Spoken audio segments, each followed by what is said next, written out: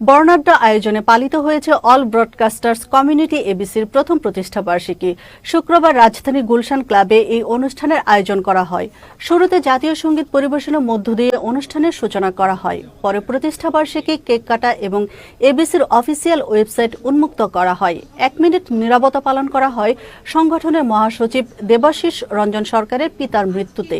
এবিসির president Chowdhury দৌলত মোহাম্মদ জাফরের সঞ্চালনায় অনুষ্ঠানে অতিথি হিসেবে বক্তব্য রাখেন জামায়াতে ইসলামের নায়েবে আমির ডাক্তার আব্দুল্লাহ মুহাম্মদ তাহের, বিএনপির ক্রীড়া সম্পাদক এবং ঢাকা উত্তর বিএনপির আহ্বায়ক সাবেক ফুটবলার আমিনুল হক, জনপ্রিয় উপস্থাপক ও মিডিয়া ব্যক্তিত্ব আব্দুল নূর তুষার এবং গণ অধিকার পরিষদের সভাপতি নুরুল হক নূর সহ অনেকে। এ সময় দেশের বিভিন্ন টেলিভিশন এবং রেডিওতে কর্মরত সংবাদ, টকশো, খেলাধুলা, বাণিজ্য সহ বিভিন্ন অনুষ্ঠানের উপস্থাপকরা উপস্থিত ছিলেন। পরে বর্ণাঢ্য সাংস্কৃতিক পরিবেশনার মধ্য দিয়ে অনুষ্ঠানের সমাপ্তি হয়।